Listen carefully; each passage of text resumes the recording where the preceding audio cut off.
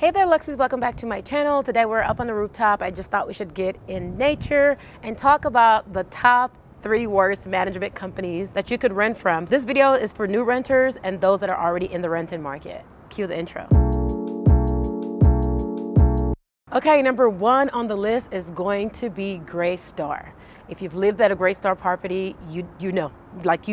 Coming from Texas, I actually worked very briefly at a Greystar property. Funny enough, it was just a summer gig and I worked as a leasing associate. Yes, I've had many odd jobs.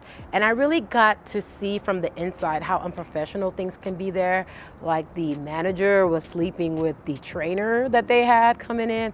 Again, I was a little younger and I don't know that I had a grasp of why that was a problem. Like I knew it was messy, but I didn't understand from a professional standpoint why that's a bad look. But that was then.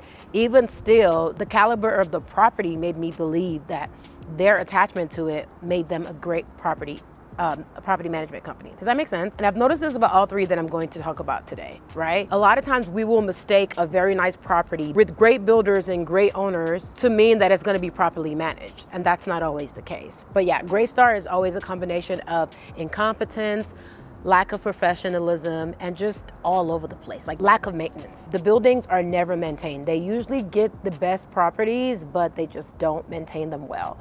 And even their tenant situation, I just don't feel like they vet people legally the way that they're supposed to. Next up on the list is going to be Pinnacle, which was recently acquired by Cushman & Wakefield. So I suppose the same could be said about them, right? Birds of the same feather flock together. Pinnacle had potential. They definitely hired good people, let me say that, but they still were missing the mark on the professionalism. Still the most professional out of all 3 that I'm talking about. They were missing the mark on signing the right agents to the right properties. So someone with 0 to 3 years should be at a certain property, 3 to 5, 7 to 10, so on and so forth, right? A lot of times they just throw whoever can work there for the least amount.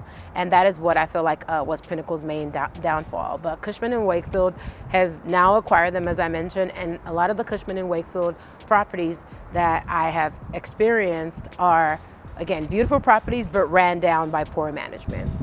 And last but not least on the list is going to be Avenue 5. If you see the name Avenue 5, just run. Run for the hills, okay? Because they are notorious for taking application fees with no intention of actually approving you. I've heard about insects, bugs, mold, like those kind of apartments where those things happen and they just cover it with a coat of paint.